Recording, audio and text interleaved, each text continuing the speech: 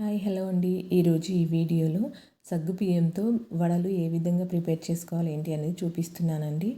బయట క్రంచిగా లోపల సాఫ్ట్గా చాలా అంటే చాలా బాగుంటుంది ఈ సగ్గుబియ్యం గారెలు అనేవి. దీంతో పాటు దీంట్లోకి కాంబినేషన్గా గ్రీన్ చట్నీ కూడా ఎలా ప్రిపేర్ చేసుకోవాలి ఏంటి అనేది చూపిస్తున్నాను. వీటిని వడలు గారెలు అని ఎలా అయినా అనొచ్చండి. ఇవి ఎలా ప్రిపేర్ చేసుకోవాలి ఏంటి అనేది చూపిస్తున్నాను.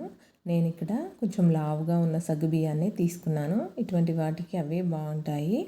అలా ఒక కప్పుతో తీసుకున్నానండి. దీని మీద అంతా కొంచెం వైట్ స్టార్చ్ లాగా ఉంటుంది కాబట్టి అదంతా పోయేంత వరకు ఒక 2-3 సార్లు మంచిగా కడిగేసుకోవాలి. ఈ విధంగా కడిగి పెట్టుకున్న దాంట్లోకి ఒక కప్పుతో వాటర్ అనేవి వేసేసి మనం ఒక 4 to 5 అవర్స్ నానబెట్టుకోవాలండి. అంటే మార్నింగ్ చేసుకుంటే ఓవర్ నైట్ నానబెట్టేసుకోవాలి. ఈవినింగ్ చేసుకుంటే మార్నింగ్ నానబెట్టుకుంటే కరెక్ట్గా సరిపోతాయండి.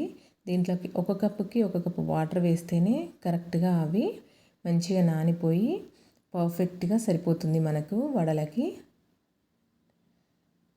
ఈ విధంగా వాటర్ అనేవి లేకుండా పొడి పొడిగా పర్ఫెక్ట్గా సరిపోతాయండి. ఇప్పుడు దీంట్లోకి మనం వడల్లాగా కలుపుకోవడానికి నేను ఇక్కడ ఒక కప్పు వరకు పల్లీలు తీసుకొని వాటిని వేయించుకొని ఇలా తొక్కంతా తీసేసుకున్నానండి. దీంట్లో ఒక మిక్సీ జార్ తీసుకొని ఈ ఒక కప్పులో పల్లీలకి 1/2 కప్పు వరకు మిక్సీ జార్లో వేసేసుకొని కొంచెం బరకగా మిక్సీ చేసుకోవాలి. మిగతా 1/2 కప్పు పల్లీలు మనం చట్నీలోకి యూస్ చేసుకోవాలండి. ఇక్కడ కొలతలతో పర్ఫెక్ట్గా చెప్తున్నాను. ఈ విధంగా ట్రై చేయండి, చాలా బాగా వస్తాయి వడలు అనేవి. ఈ విధంగా ఒక పెద్ద బౌల్ తీసుకొని దాంట్లోకి నానబెట్టుకున్న సగ్గుబియ్యం, అలాగే మిక్సీ చేసుకున్న 1/2 కప్పు పల్లీల పొడి,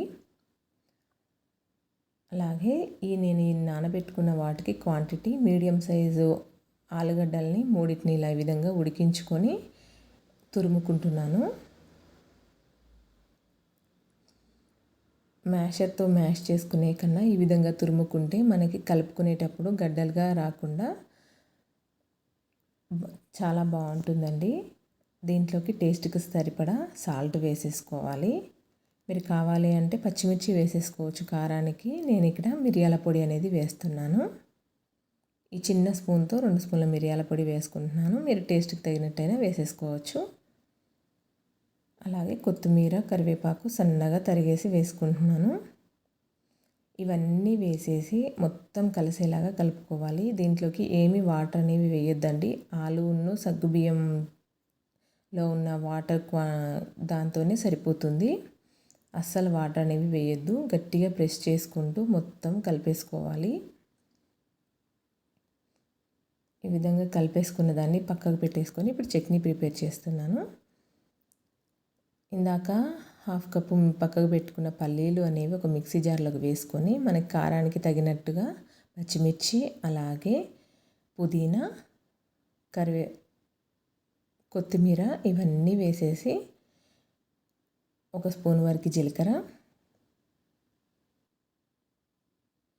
అలాగే కొంచెం ఇక్కడ నేను గుజ్జు తీసి పెట్టుకున్న చింతపండును వేసుకుంటున్నాను. చింతపండు గుజ్జుని మీరు డైరెక్ట్గా చింతపండు అయినా వేసేసుకోవచ్చు. అలాగే ఒక స్పూన్ వరకు ఉప్పు అనేది వేసి మధ్య మధ్యలో వాటర్ని యాడ్ చేసుకుంటే ఈ విధంగా మెత్తగా మిక్సీ చేసేసుకోవాలి. చట్నీ కన్సిస్టెన్సీ లాగా ఇలా చట్నీ అనేది ప్రిపేర్ అయిపోయిందండి. దీన్ని పక్కకు పెట్టేసుకొని ఇప్పుడు మనం వడలు వేసుకుందాము. వడల కోసం ఇలా చేతికి ఆయిల్ అనేది అప్లై చేసి కొంచెం పిండి ముద్దని తీసుకొని, అదేనండి మన సగ్గుబియ్యం ముద్దని తీసుకొని ఈ విధంగా చేతి మీద ప్రెస్ చేసుకొని దాని మధ్యలో హోల్ అనేది పెట్టుకోవాలి. వేడైన ఆయిల్లో వేసేసుకుంటూ డీప్ ఫ్రై చేసుకోవడమేనండి. ఈ మధ్యలో హోల్ అనేది పెట్టుకుంటే ఈవెన్గా కుక్ అయిపోతుంది. ఈ విధంగా ఇదంతా మీడియం ఫ్లేమ్ మీదనే చేసుకోవాలి.